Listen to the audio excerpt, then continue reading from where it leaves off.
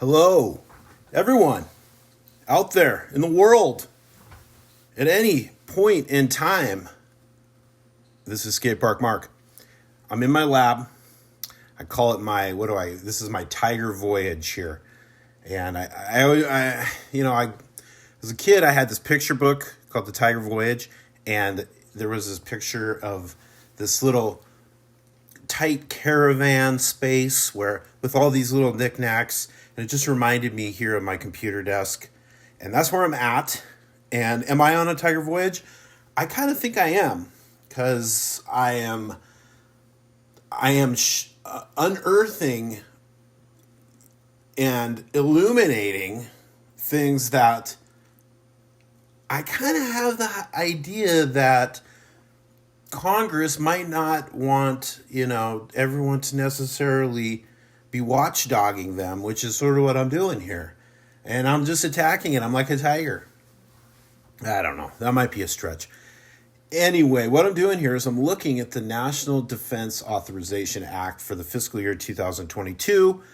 And I'm just in pure Skatepark Mark fashion. I'm an idiot. I'm just looking at this through the eyes of a very layman who doesn't know much.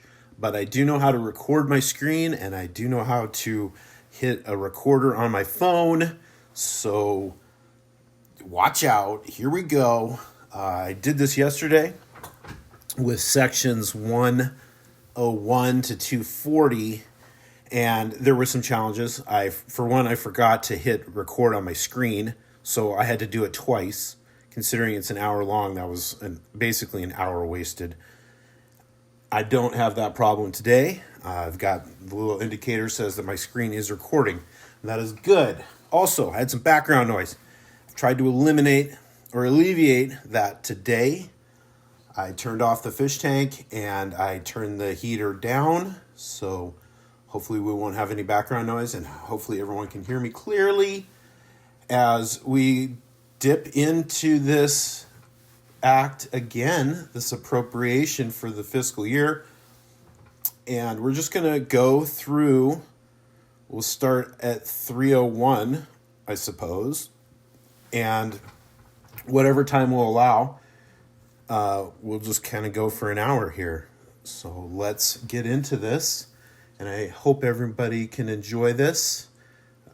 Maybe a little bit humorous in what I don't know. But we're using all of our resources here to learn about the National Defense Authorization Act. So, all right, here we are. Title 3, Operation and Maintenance. Subtitle A, Authorization of Appropriation. So these things seem to start with this authorization of appropriations. I don't necessarily know what that means. I'm going to have to become a politician and figure out what the heck all these 101s and 301s mean, but we're going to just kind of skip over 301. We'll go right to 302, and this is for operation and maintenance is the kind of the category here in the 300s. And 302, it says funding for Army Community Services. Army Community Services has funding.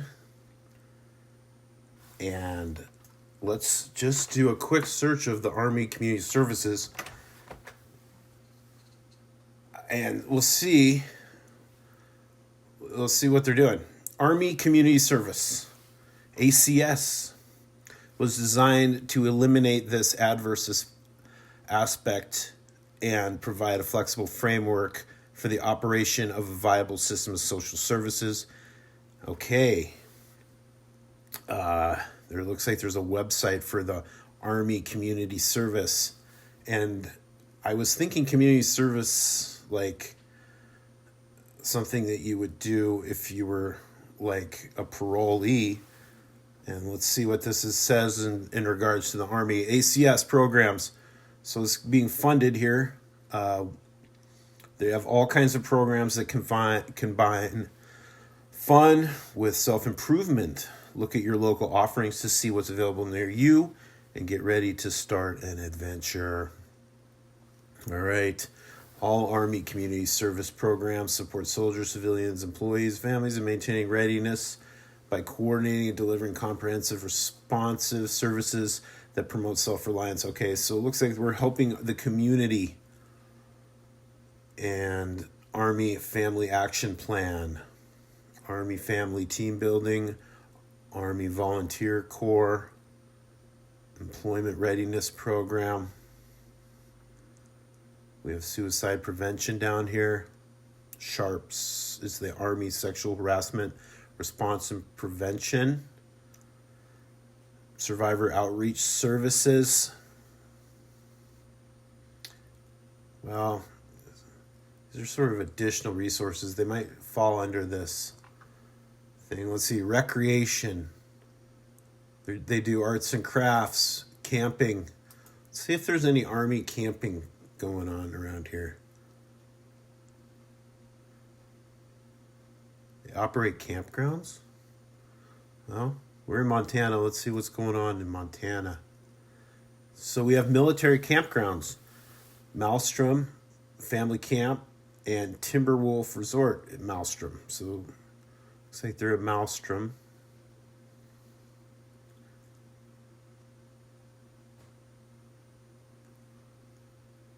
RVs. Looks like NAF civilians.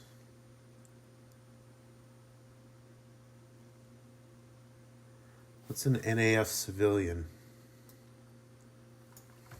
I just kind of want to see if civilians can go to these things.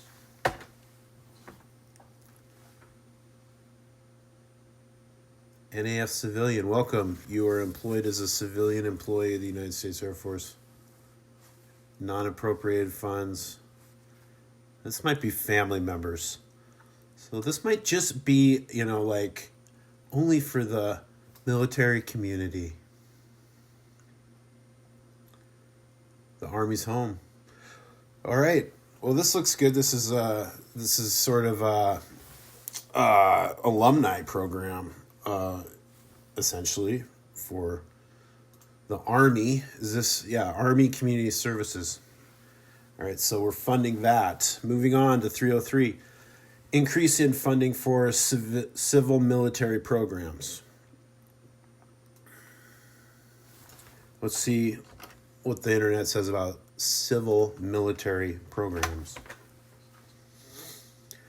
Implementing civil military programs requires extensive coordination, both interagency and intergovernmental.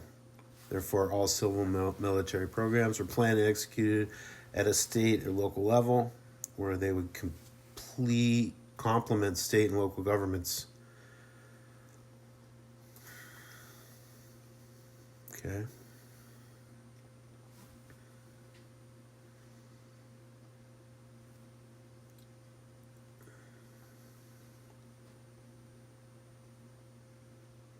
Government Accountability Office is looking to see what these are doing. Civil military program has evolved.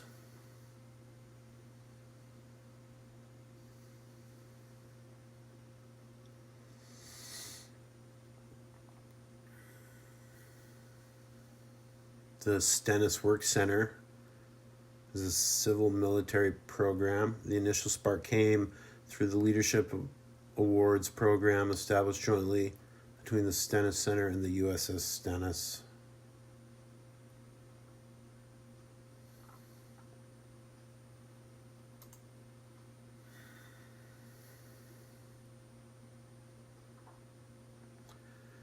All right.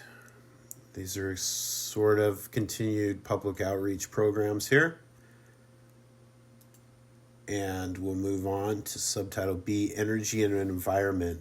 Section 311, inclusion of impacts on military installation resilience in the National Defense Strategy and associated documents.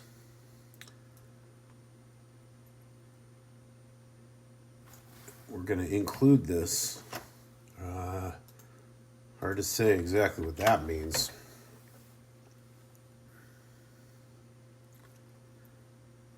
This section requires the Secretary of Defense and the Secretaries of the military departments to incorporate consideration of the risk related to military installation resilience in certain strategies of the Department of Defense.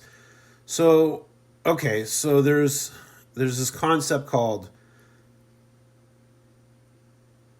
the risks related to military installation resilience. What are we talking about?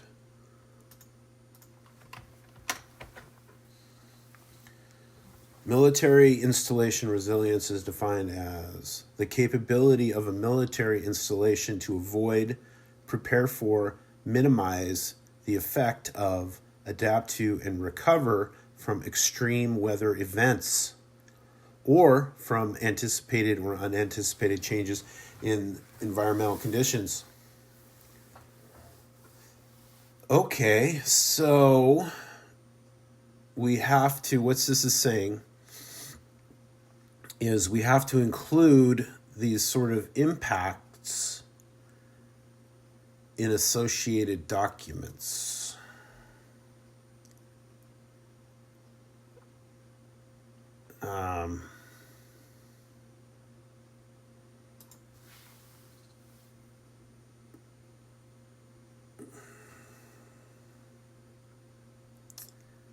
Okay.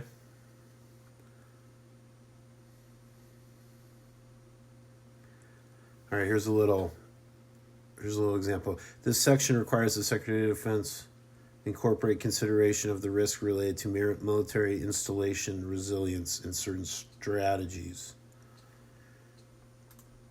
All right, so I guess if we do military installations, we have to consider the weather. All right. That seems a little bit much. Or, goes without saying, one would think. All right. Section 312, modification of authorities governing cultural and conservation activities. All right. We're going to modify the authorities of this sort of stuff. It looks like we're talking about the environment. All right.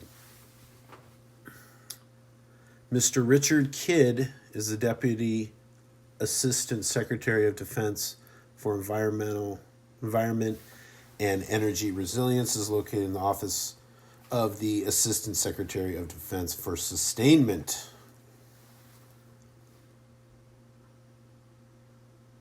Okay, well, historic preservation policy. All right, so let's just see. Richard Kidd, this is money for him, it looks like.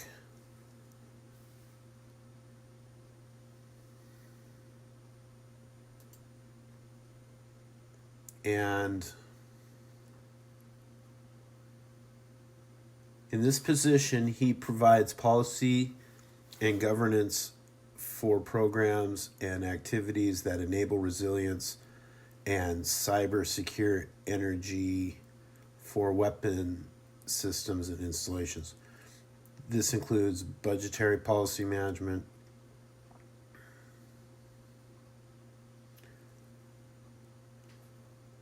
okay, so it looks like whatever these army bases or whatever are being installed, looks like this guy's job is to make sure that they're being compliant with environmental laws. They're preventing pollution. So that sounds like a good deal. And he's located within the office of... All right, let's see what this office is.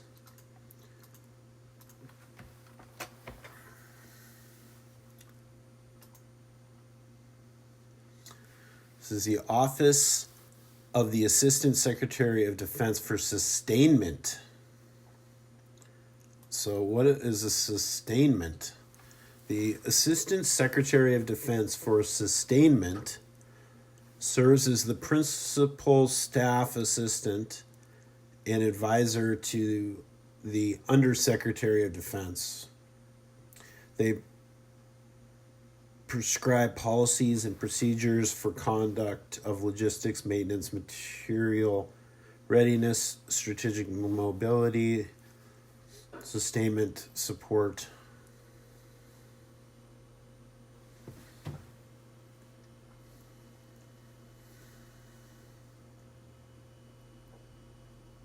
All right. Well, this sort of looks like we're making everything sustainable.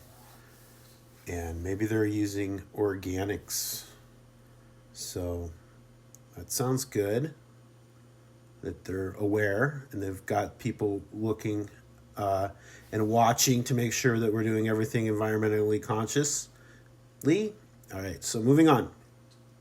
Section 313, modification of authority for the environmental restoration projects of the National Guard.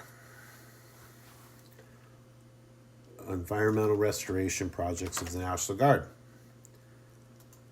We're gonna look into modifying the authority of it. Okay.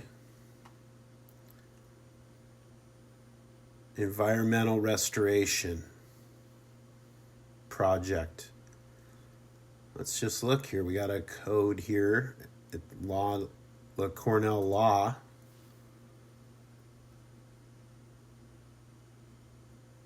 And environmental restoration projects for environmental response may carry out an environmental restoration project if that secretary determines that the project is necessary to carry out a response under the chapter or CERCLA.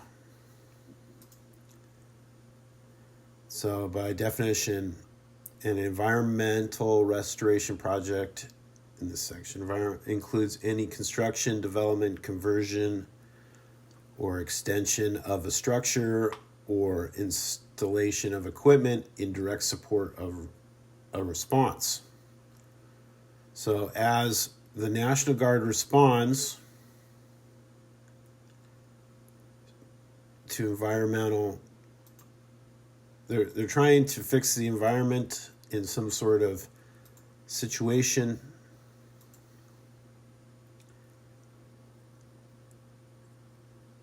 And we're going to modify the authority. All right, there's probably a lot of reasons why we do this. It's beyond me what's going on right here. This is a lot of legal stuff. All right.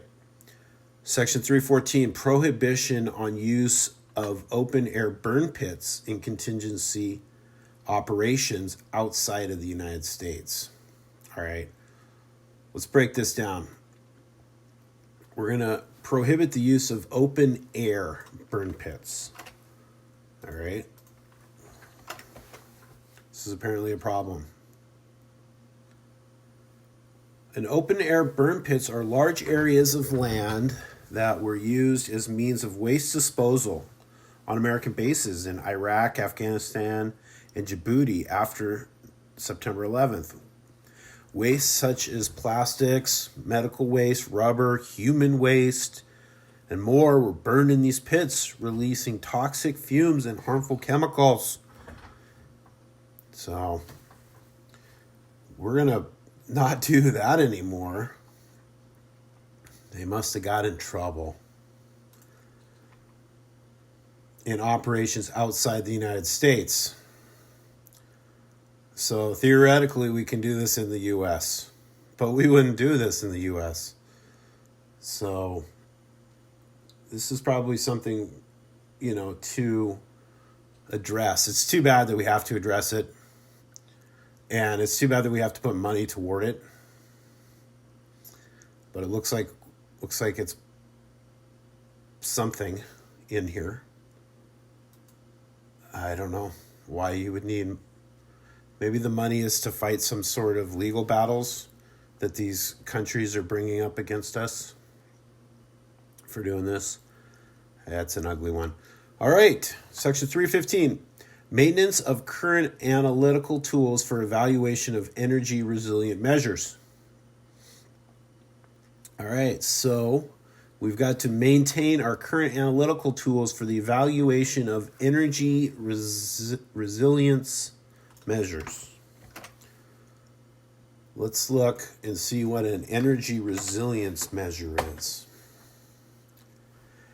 Energy resilience is about ensuring a business has a reliable, regular supply of energy and contingency measures in place in the event of a power failure. Causes of resilience issues include power surges, weather, natural disasters, accidents, and even equipment failure. All right, so we need to maintain our current analytical tools for the evaluation of this. So measure the resilience of energy distribution.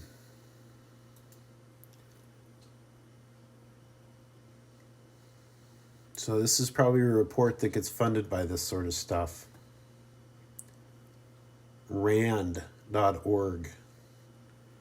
The RAND Environment Energy Economic Development Program. It addresses topics related to environmental quality and regulation, water and energy resources and systems. All right, so when the power goes out, we need to make sure that we have a backup power and water. And we're going to and all this stuff is sort of investigated by this RAND. Let's just check out RAND's website. Support RAND, rand.org.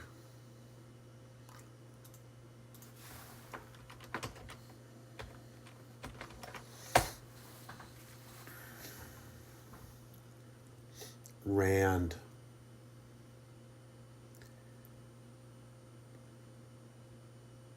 RAND Corporation.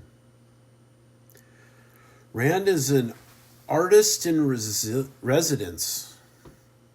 Oh, this is a little describing this about RAND at a glance.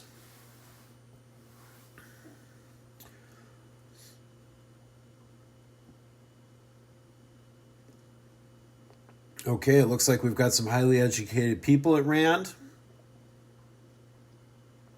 And here's where they are. They're in Belgium, United Kingdom.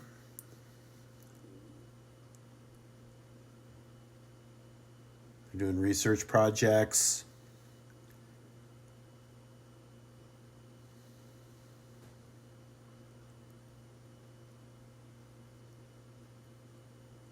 They have funding. Well, they're here. Okay, their mission: help improve policy and decision making through research and analysis. All right, so these are the smart guys who are looking at and telling us, how we're doing. They want to be the world's most trusted source for policy ideas and analysis. This is cool. RAND's mission is both simple and incredibly complex. We exist to help policymakers make decisions that are based on the best available information. All right. Great. So it looks like they're helping out with this energy resilience stuff. All right. Moving on. Where were we? We discovered RAND. They're kind of the smart guys here. At least they're good at measuring stuff. And they have analytical tools. All right. Section 316, energy efficiency targets for the Department of Defense data centers. So we've got energy efficiency targets here for our data centers. Not just all the stuff, just the data centers. Department of Defense data centers.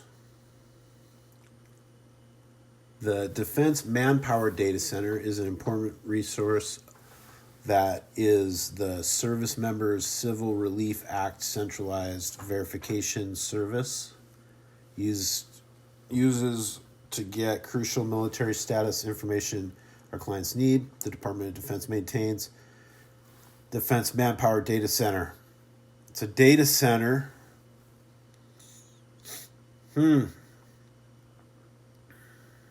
Manpower Data Center.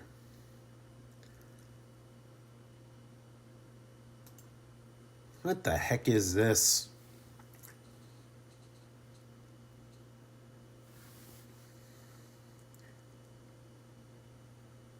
They identify management serving uniformed service members.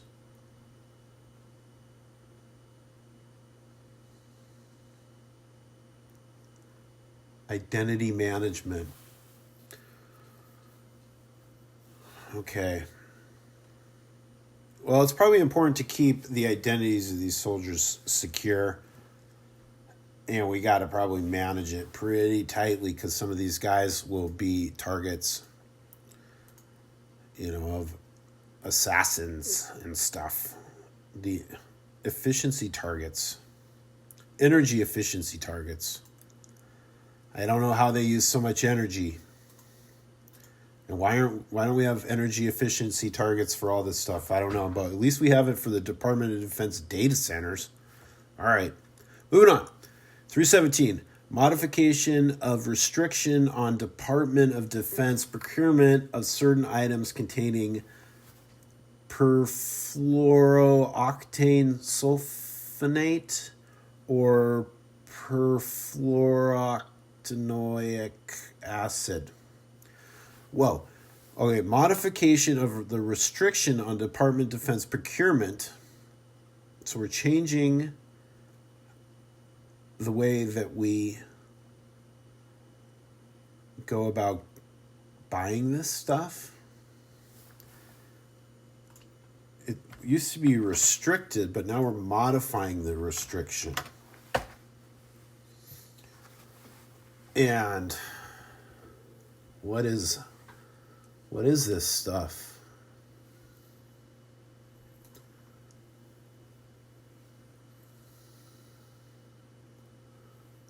Perfluorooctane sulfonate.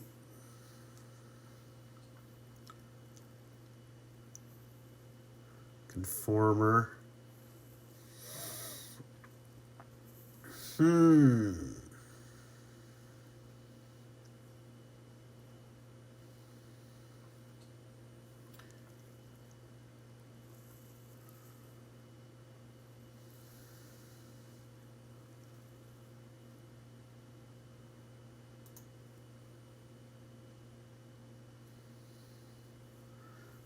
All right, so it looks like we use a lot of this stuff and we're changing the way that we get it, or we're rolling back restrictions.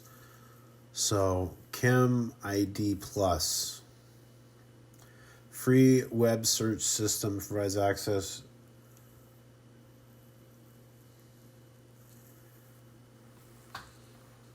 Nomenclature authority files used for the identification of chemical substances cited by the National Library of Medicine databases, including the ToxNet system. Okay, let's just change this to military uses of. PFOS can enter the groundwater from manufacturing and processing plants, from airports, firefighter training sites, military installations, where it is used as a firefighting foam. It can also enter the water in landfills. And during pregnancy, it can pass from mother to baby. Okay.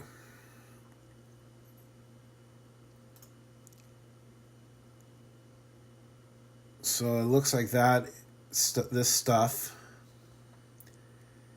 is a foam It's a firefighting foam.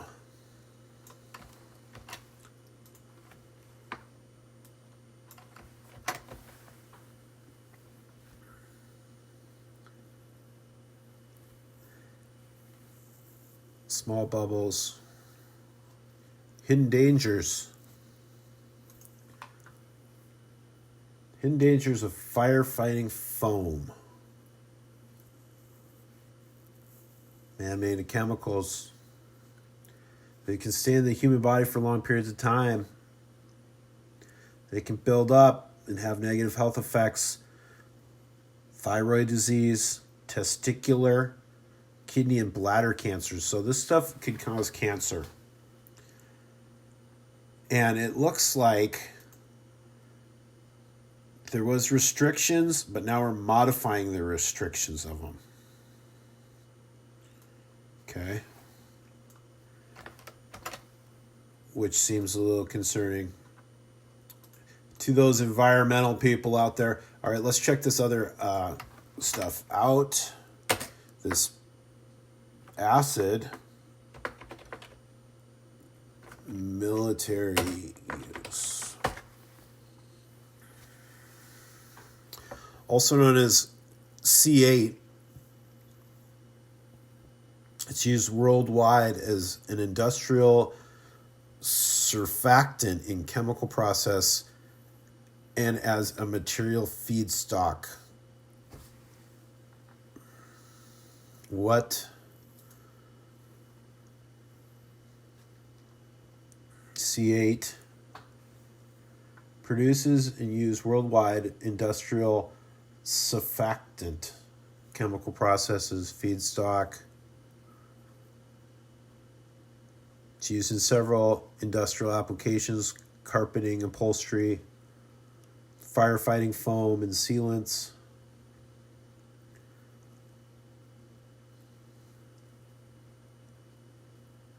Class action lawsuits, DuPont.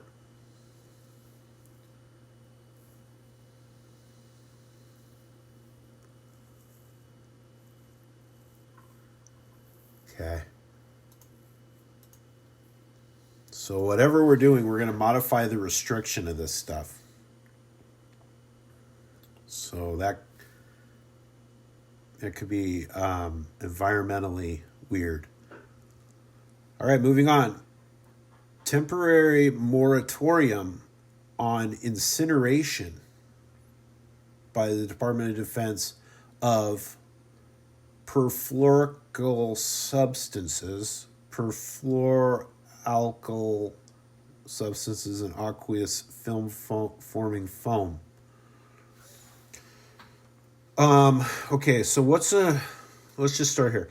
What's a moratorium?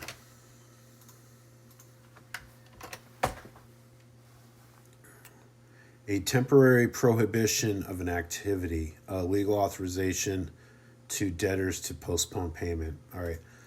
So we're going to stop the incineration of this stuff. So we're going to stop burning this stuff. What's this stuff? The perfluoroalkyl substances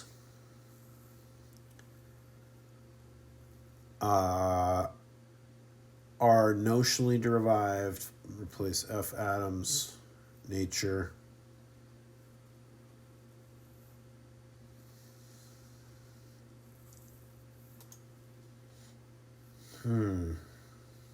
Perfluoroalkyl and polyfluoroalkyl substances. They're large, complex, ever-expanding group of manufactured chemicals widely used to make various types of everyday products. For example, they keep food from sticking to cookware, make clothes and carpet resistant to stains. So this is like some weird Teflon stuff. It's real slippery.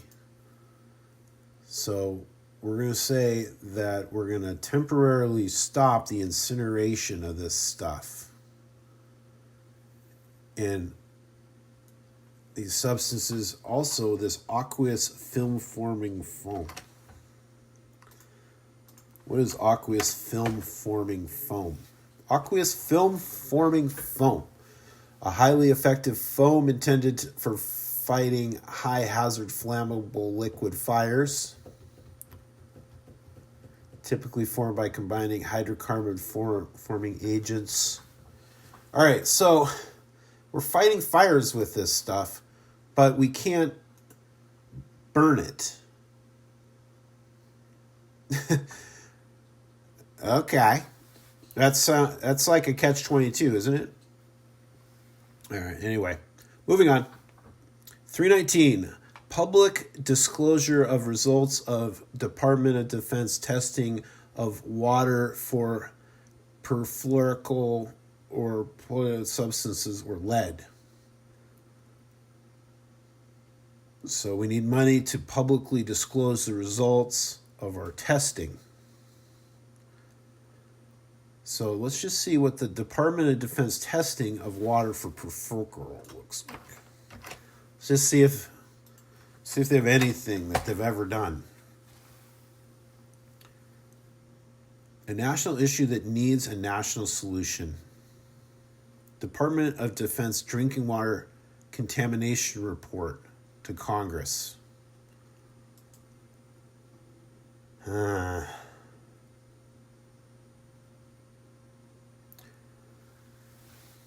man-made chemicals, consumer products. Here back to this carpet resistance.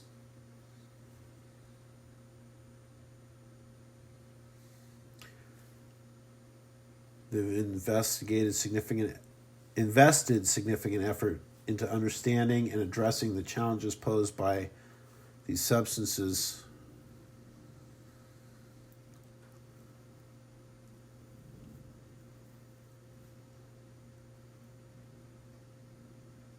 All right, what does this mean? Who are the stakeholders? The Department of Defense hosted for the first time an online forum allowed for an open and transparent dialogue between the department and stakeholders affected by the presence of... Okay, so who are the stakeholders? Are these like people that are bottling water that it's wrecking?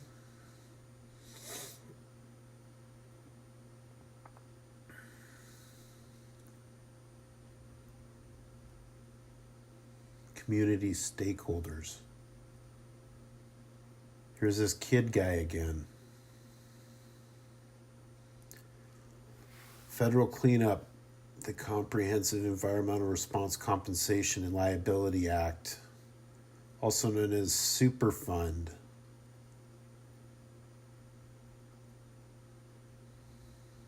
So we're making these Superfund sites with all of the experimental firefighting stuff, and it's getting into the drinking water. Long-term solutions.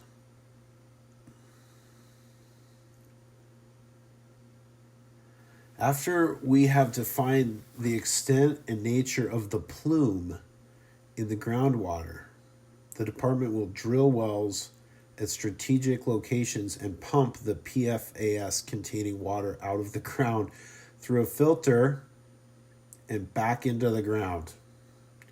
It's a pump and treat. So we have to determine the plume. So we're making a mess. And now we all got to clean it up.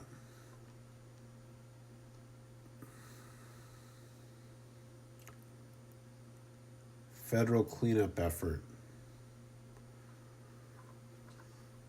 Wow. Okay. It's probably expensive.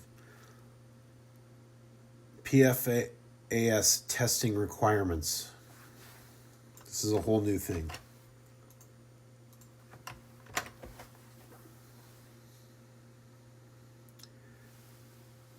Detected in any sample at or above 1. Testing for PFAS should include any full-time analyte list is regarded.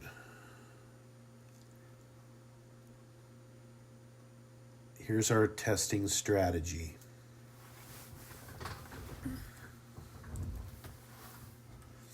The National PFAS testing strategy, the EPA, to protect human health and the environment from the potential risks of okay, we have a testing strategy at least. We know that they're doing a plume and then they're going to drill. All right, moving on. Standards for response actions with respect to PFAS contamination.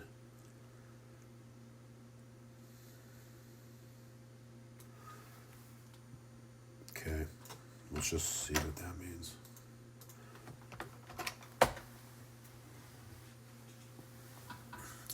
Standards for response actions with respect to PFAS contamination shall be described in Clause Comprehensive Environmental Response Compensation Liability Act. Okay.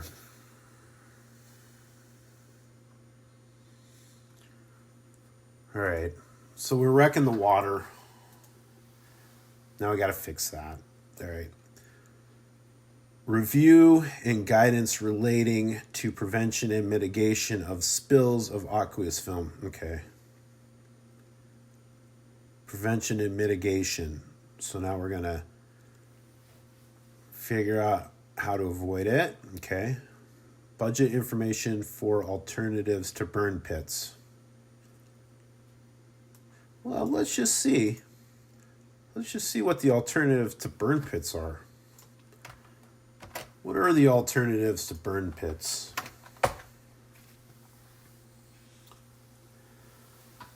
The military has relied heavily on open pit burning at installations in Afghanistan and Iraq, but burn pit operators have not always followed relevant guidance. Alternatives to open burn pit include source reduction, recycling, incinerators, and landfills.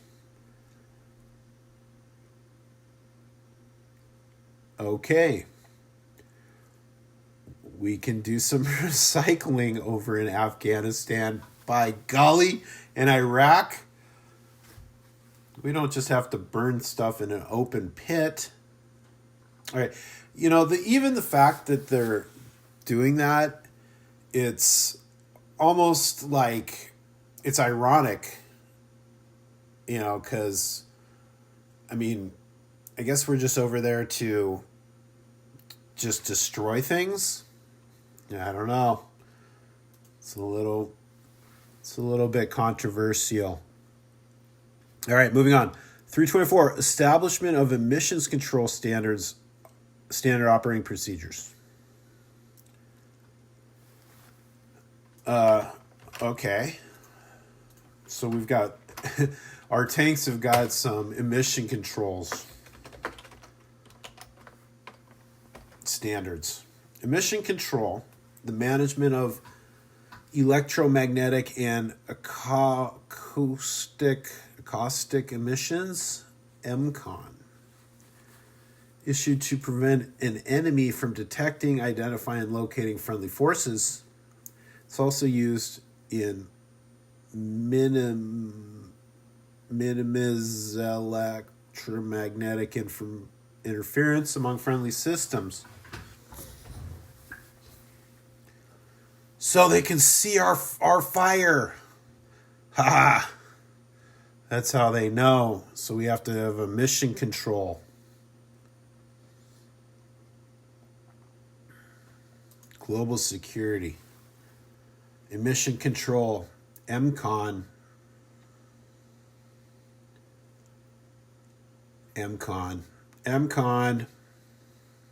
Emissions. Let's just see what MCON. MCON.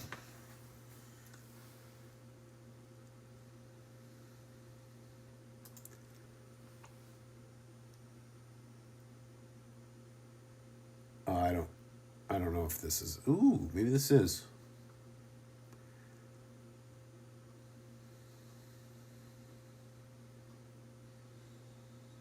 I don't think that's it. I don't think that's it. That's something different. Naval MCON, Emission Control. Naval MCON.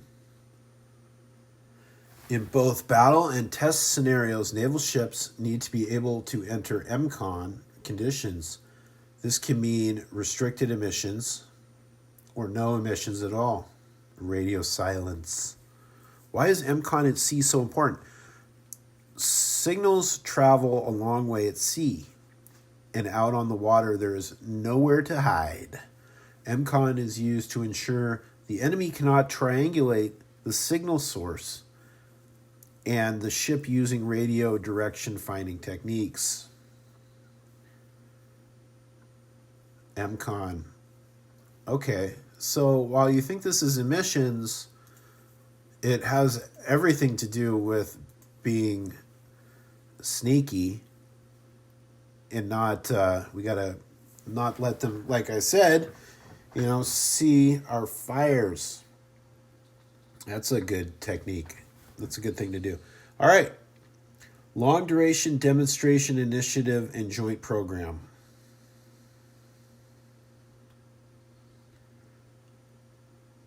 Okay, what is a long duration demonstration? Initiative and joint program.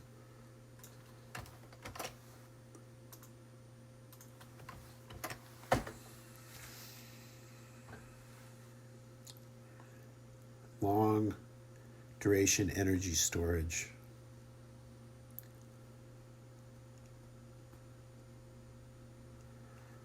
Nice. So this is like when we get nuked and we have to go into our bunkers. This is a long duration demonstration. I don't know about that. Long duration events detected by IRIS, Community Wavelength Demonstration. All right, so energy storage, long duration.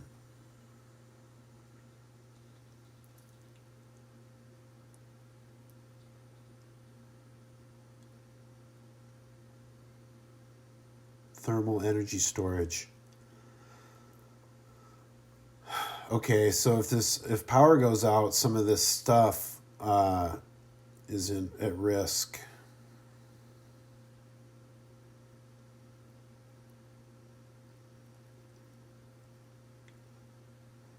Pre-commercial stage long duration energy storage technologies.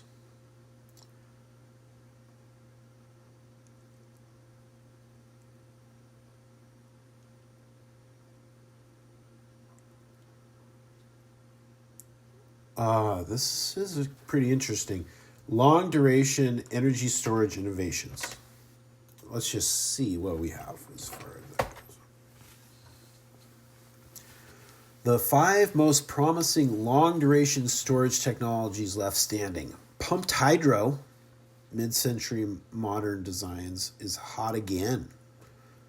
So why not mid-century storage technology? Stacked blocks. What if, instead of using batteries or pumping water, you stored surplus power by automating a 6-arm robot crane to stack thousands of purpose-built 35 metro ton monoliths? Okay, this is the 5 most promising long-duration storage technologies.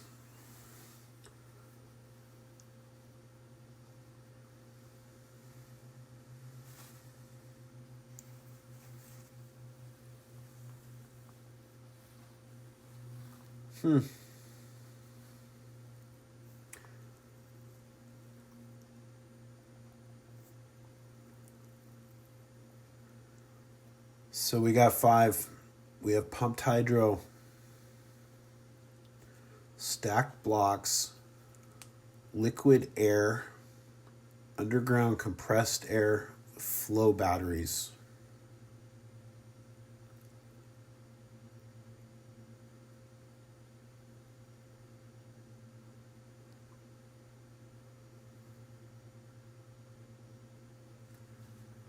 There's a lot to learn about in regards to that.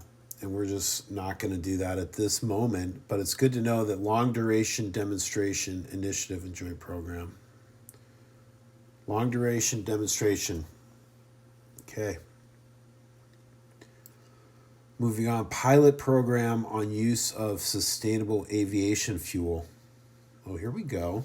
Sustainable aviation fuel. You know, I heard this morning they got electric planes. United's bought a few. So that's pretty nice. Sustainable aviation fuel is a clean substitute for fossil jet fuels. Rather than being refined from petroleum, it's produced from sustainable resources such as waste oils from biological origin, agri-residues, and non-fossil CO2.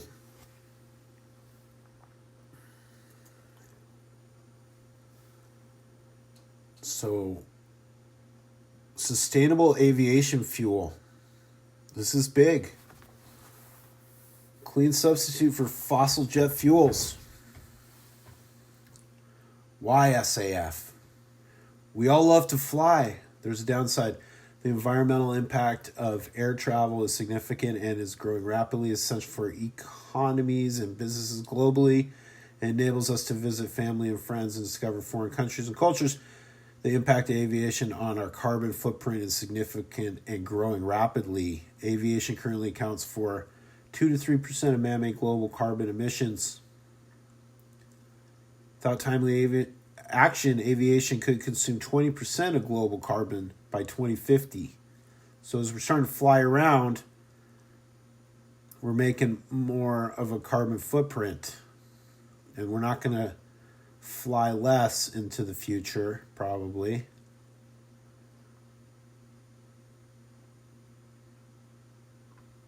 Okay. So it's in a pilot program here, but we're going to try. Hopefully our jets can fly just as fast. All right. Joint Department of Defense and Department of Agriculture study of bioremediation of PFAS using mycological organic matter. Okay, so now we're back to these PFAS. We got our firefighting foam, and we're going to look into the bioremediation of PFAS using, looks like it's using some kind of organisms. So instead of drilling the hole and pumping and filtering, we're going to study how fungi have shown that the mechanism of degradation occurs via fungal enzymes which oxidize these substances through enzyme catalyst oxidative humification or oxidative coupling reactions, which in nature would be produced to break down lignin and recalcitrant organic material.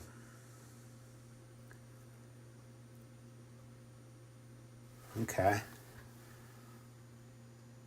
That sounds good, but it looks like there's some challenges.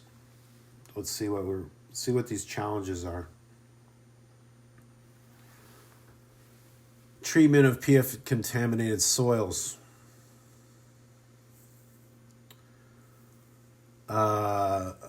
So we've got these substances and synthetic organic compounds, which are of current concern as they are linked to a myriad of adverse health effects in mammals. They can be mammals. We're going to say they're mammals because it looks like these fungi like them. They can be found in drinking water, rivers, groundwater, wastewater, household dust, soils. In this review, the current challenges and status of bioremediation. I like the idea of bioremediation. Sounds good. While several technologies to remove PFAS from the soil have been developed, including absorption, filtration, thermal treatment, chemical soil washing, these methods are expensive, they're impractical. Use of high pressure and temperatures, most resulting in toxic waste. Biodegradation has the potential to form the basis of a cost-effective, large-scale in situ remediation strategy. What's this in situ? Oh, we'll have to check that out. PFA remove both fungal and bacteria strains have been isolated that are capable of degrading PFAS. However, to date, information regarding the mechanisms of degradations is limited. Through the applications of new technologies in microbial ecology, such as stable isotope probing, metagenomics, transcriptomics, metabolomics, there's a potential to study these biodegradation process will underpin the development of any robust bioremediation technology.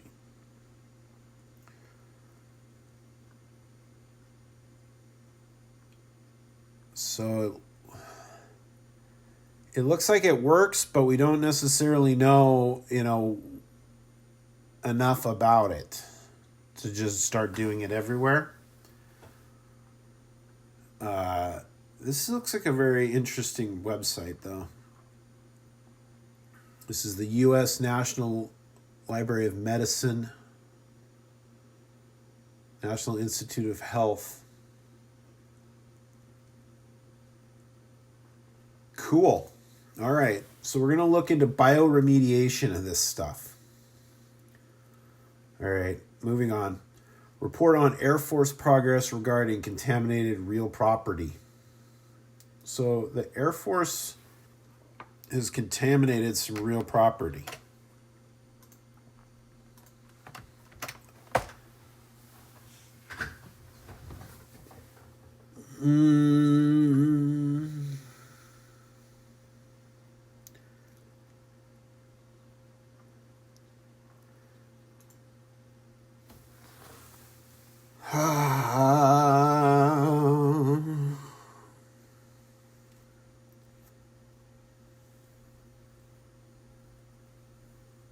The Air Force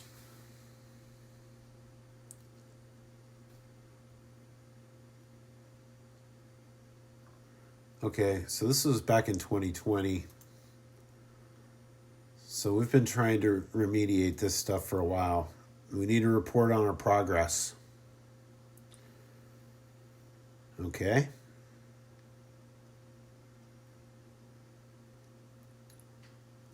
Moving on. 329, energy, water, and waste net zero requirements for construction of new buildings. So we got to develop energy, water, and waste net zero requirements. What are our net zero requirements for construction of new buildings? Zero emissions, net zero building standard is one that requires new buildings be designed and equipped so that all energy use on an annual basis for heating, cooling, lighting, appliances, vehicle charging is highly efficient and comes only from renewable, non-CO2 emitting energy sources.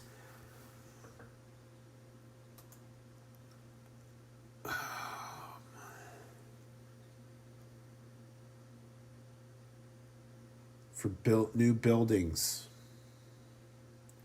I don't know if this is the building of them that is, or once they're built.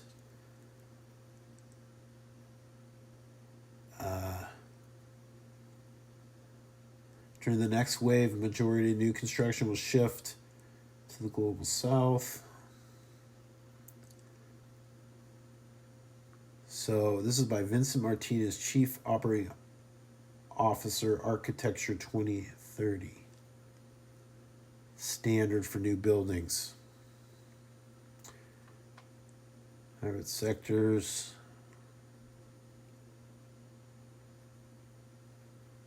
UN Global Status Report estimates to add 230 billion square meters of buildings. It's the equivalent to adding an entire New York City to the planet every 34 days for the next 40 years. Oh my goodness. Zero emissions or net zero building standards. All energy use. Okay. So, two critical questions. Renewable energy sources. So I guess we're building this stuff with some kind of solar panels on them, maybe. Or maybe they have some kind of wind turbines on them. Okay, well, that's a lot of research for our own other time. All right, 3:30. Review of agreement with non-department entities with respect to prevention and mitigation of spills of aqueous form. Okay. So we got to review the agreements with non-department entities with respect to prevention. Okay, we're just doing this whole thing over and over. Okay, inspection of piping and support infrastructure at Red Hill Bulk Fuel Storage Facility in Hawaii. We're going to inspect this place.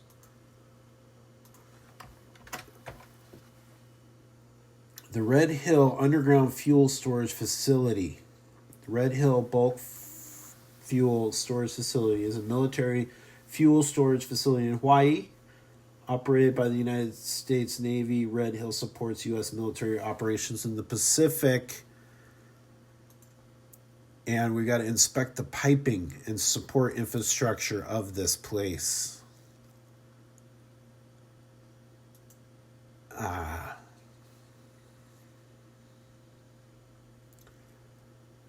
The Red Hill Bulk Fuel Storage Facility supports military operations in the Pacific. Facility, which is unlike any other in the United States, can store up to 250 million gallons of fuel. It consists of 20 steel-lined tanks. Okay, so this is huge, and there's a lot of piping and support infrastructure with this thing.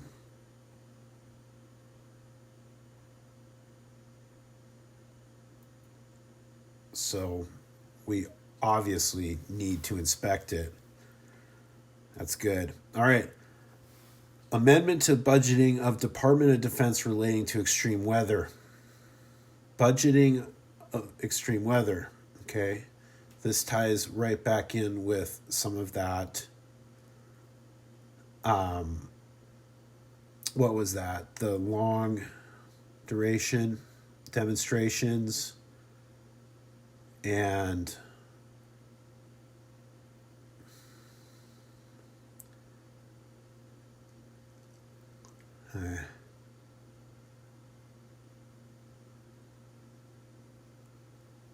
extreme weather. What was that other part of it about the extreme weather?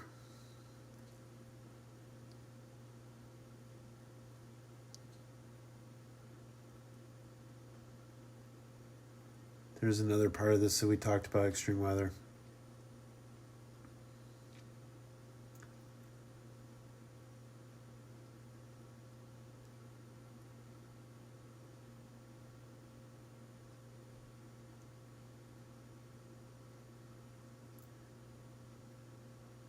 Wow. Good thing we're about wrapping it up because my brain is fried. This is a lot of environmental stuff. It's good that we're looking at it. It's bad, I guess, that we've created a mess. So extreme weather. Sense of Congress regarding electric or non-zero emission vehicles for non-combat vehicle fleet. So we've got a lot of non-combat vehicles. And we want to see the sense of Congress regarding electric and zero emission vehicles.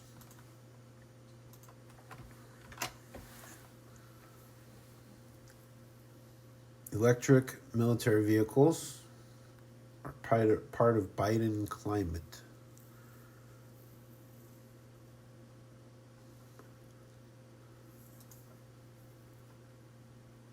Well, we're talking about the non-combat. Yeah.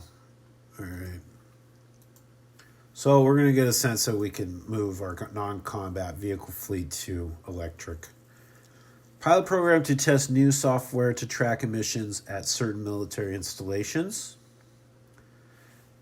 You know, they jump around with this stuff. I wish they would put the stuff together. You know, those PFAS stuff and all. All right. We're in the same section, I guess. All right, department, or the same title. So, Department of Defense plan to meet science-based emission targets. Science-based emission targets. These are science-based here. Our emission reduction plans, science-based emission targets.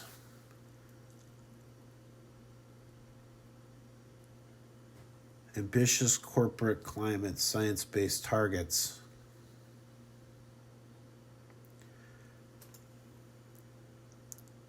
It's not just to have targets. We have to have science-based targets. Science-based targets. Oh, look. It's just a website called Science-Based Targets. Ambitious corporate climate action. Set a target.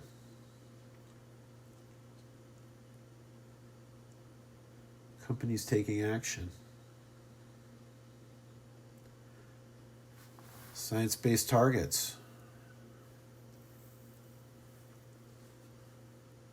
Join the companies taking action.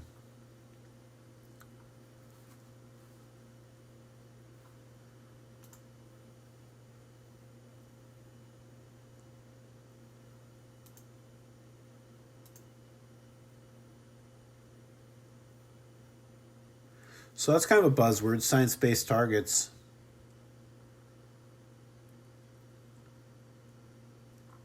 It might not be the same thing because we're talking about emissions here. But we like it, science-based targets. Okay.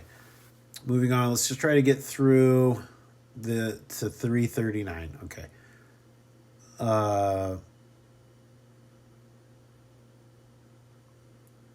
Report on cleanup of contaminated Army property. Okay, so that's probably like the Air Force property. Grants for maintaining or improving military installation resilience. Oh, that was that weather thing. Military installation resilience. Inclusion of information regarding climate change in reports on national technology and industrial base. All right, so we have to include the stuff. Climate change. Climate change, when you start using the word climate change, I guess that's a big deal. So we have to include the word climate change now and stuff. And sense of Congress regarding report of the Intergovernmental Panel on Climate Change.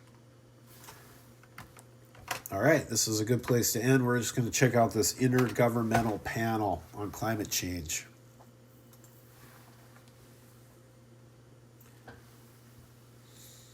The Intergovernmental Panel on Climate Change.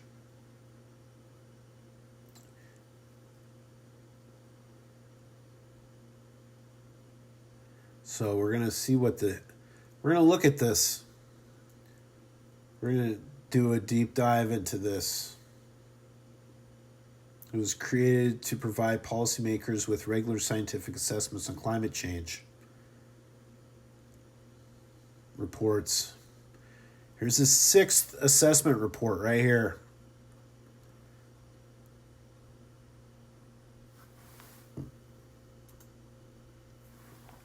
Here's their report.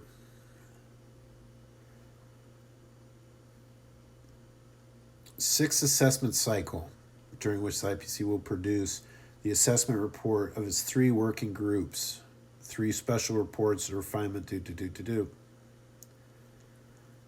panel at the 41st session held in Nairobi, Kenya, agreed. Continue to prepare comprehensive assessments.